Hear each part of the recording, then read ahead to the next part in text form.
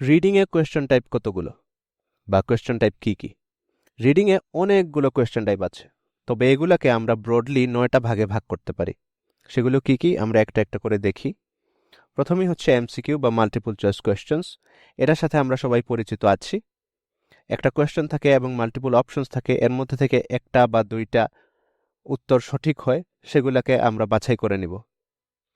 এরপরে আছে true false not given বা ইয়েস নো নট গিভেন।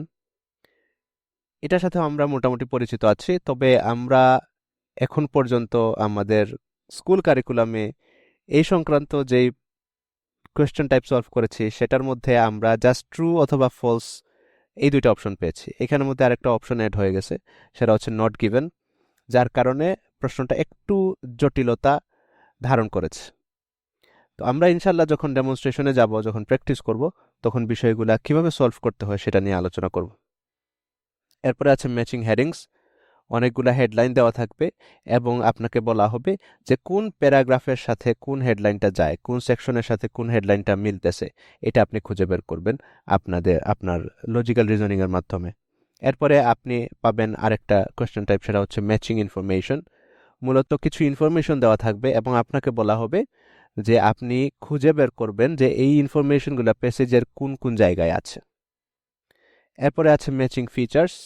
এটা অনেকটা লিসনিং এর ম্যাচিং ইনফরমেশন বা ম্যাচিং ফিচার্সের মতো। মূলত এখানের মধ্যে কিছু বিষয় দেওয়া থাকবে, হয়তো কিছু সাল দেওয়া থাকবে, কোনো থিওরির নাম দেওয়া থাকবে, অথবা এখানে কোনো মানুষের নাম দেওয়া থাকবে, কোনো গবেষকের নাম দেওয়া থাকবে, সাথে সাথে কিছু অপশন দেওয়া থাকবে এবং প্যাসেজ পড়ে আমাদেরকে বুঝতে হবে যে কোন গবেষকের সাথে কোন অপশনটা মিলতেছে, কোন সালের সাথে কোন অপশনটা মিলতেছে, এক কথায় কোন ফিচারের সাথে কোন অপশনটা মিলতেছে। এরপরে আমরা পাবো আরেকটা কোয়েশ্চেন টাইপ, যেটা হচ্ছে fill in the blanks. Fill in the blanks অনেক রূপে আসতে পারে, যেমন completing sentences, notes, summary, table, flowchart. এরপরে আছে লেবেলিং ডায়াগ্রাম। এটা অনেক বেশি আসে না, এটা রেয়ার, বাট স্টিল আমরা এটা দেখার চেষ্টা করব। এরপরে আছে ম্যাচিং সেন্টেন্স এন্ডিংস। সেন্টেন্স কিছু ইনকমপ্লিট সেন্টেন্সেস দেওয়া থাকবে এবং আমাদেরকে মিলাতে হবে যে কোন সেন্টেন্সের সাথে কোন সেন্টেন্স মিলতেছে, এবং এটা করতে হবে প্যাসেজের আলোকে। এরপরে আছে short answer questions. Short answer কোয়েশ্চেন্সের মধ্যে মূলত আমাদেরকে কিছু প্রশ্ন করা হবে এবং আমাকে বলা হবে 1 শব্দ, 2 শব্দ বা 3 শব্দে সেই প্রশ্নগুলোর উত্তর বের করার জন্য, এবং অবশ্যই প্রশ্নগুলোর উত্তর বের করতে হবে প্যাসেজের আলোকে।